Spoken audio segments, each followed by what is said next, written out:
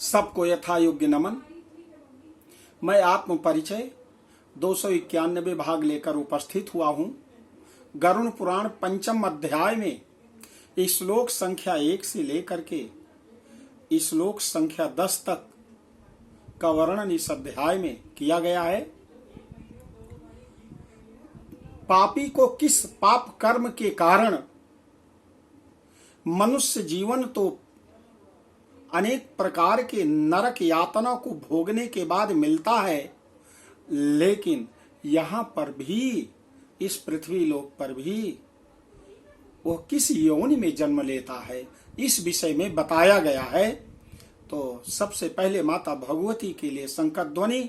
इससे पहले आपसे निवेदन है कि मेरे इस वीडियो को शुरू से लेकर अंत तक देखें, और जिसने एक भी बार सब्सक्राइब नहीं किया सब्सक्राइब करिए और लाइक करें तथा दूसरों से करवाइए। बोलो आदि शक्ति माता भगवती की जय।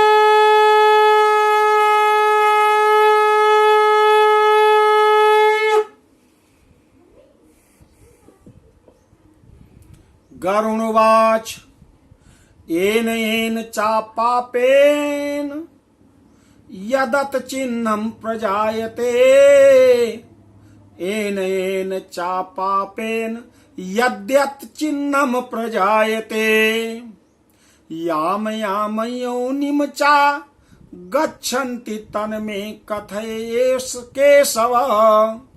हे केशव, जिस जिस पाप से जो चिन्ह प्राप्त होते हैं, जिन जिन योनियों में जीव जाते हैं, मुझे बताइए।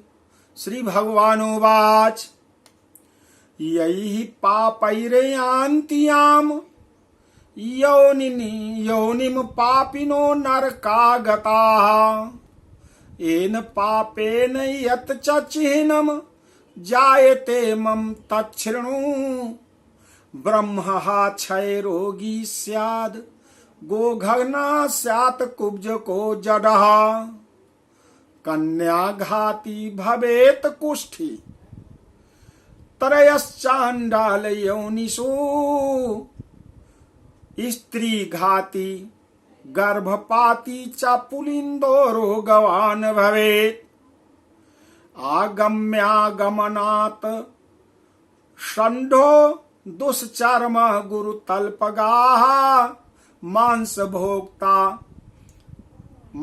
भोक्ता अतिरक्तांगा स्याबदनन्तस्तु मद्यपाः अभाक्ष भक्षको लौल्याद ब्राह्मणा स्यान महोदरः आदत्त्वा मिष्टमस्नाति स भवेद गलगण्डवान् श्राद्धे अन्नम अशुचिम दत्त्वा स्वित्र कोष्ठी प्रजायते। भगवान कहते हैं कि गरुड़ जी, नरक से आए पापी जिन पापों के द्वारा जिस योनि में जन्म लेते हैं, जिस पाप से उन्हें जो चिन्ह प्राप्त होता है, मुझसे सुनो।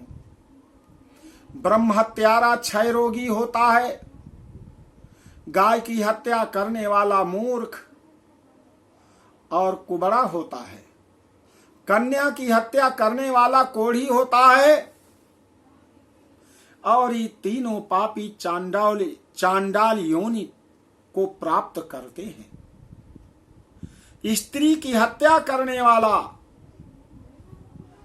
तथा कन्या की हत्या करने वाला, गर्भपात कराने वाला पुलिंद भिल्ल होकर रोगी होता है। पर स्त्री गमन करने वाला नपुंसक होता है। गुरु पत्नी के साथ व्यभिचार करने वाला चर्म रोगी होता है। गुरु पत्नी के साथ व्यभिचार करने वाला चर्म रोगी होता है। मांस का भोजन करने वाला अंग प्रत्यंग से लाल होता है, अर्थात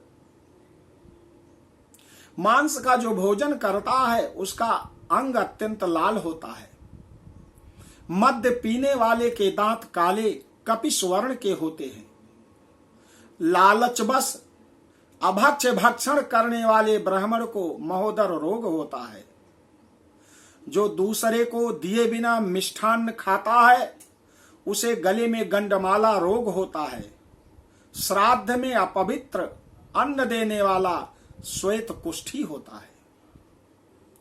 गुरोर गर्वेण अवमानाद अपस्मारी भमे नरहा निंदको वेद शास्त्राणाम पांडुरोगी भवेद ध्रुवाम। कूट साक्षी भमेन मूकः काणा स्यात् पंक्ति भेद कहा अनोष्ठा स्याद विवाहग्नो जन्मांधा पुस्तकम हरेत। गो ब्राह्मण पदाघातात खंजा पंगुश्च जायते गद गदो अनृतवादी स्यात् तत्स्रोता बधिरो भवेत। गरुण जी, गर्व से गुरु का अपमान करने वाला मनुष्य मिर्गी का रोगी होता है। वेद शास्त्र की निंदा करने वाला निश्चित ही पांडु रोगी होता है। झूठी गवाही देने वाला गूंगा व्यक्ति होता है। पंक्ति भेद करने वाला काना होता है। जन समूह में किसी भी व्यक्ति विशेष के प्रति किया जाने वाला पक्षपात पंक्ति भेद है। विवाह में जो विघ्न डाल देता है, विवाह में विघ्न उत्पन्न करने वाला ओष्ठ रहित होता है। और पुस्तक चुराने वाला जन्मांध होता है। गाय और ब्राह्मण को पैर से मारने वाला लूला लंगड़ा होता है।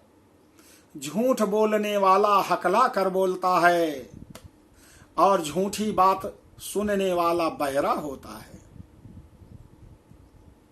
गर्दा स्यात् जडोन्मत्ता खल्लवाटो अग्नि प्रदायकः दुर्भगः फल विक्रेता रोगवान परमांश भुक। विष देने वाला मूर्ख और उन्मत्त पागल होता है तथा आग लगाने वाला खलवाट गंजा हो जाता है।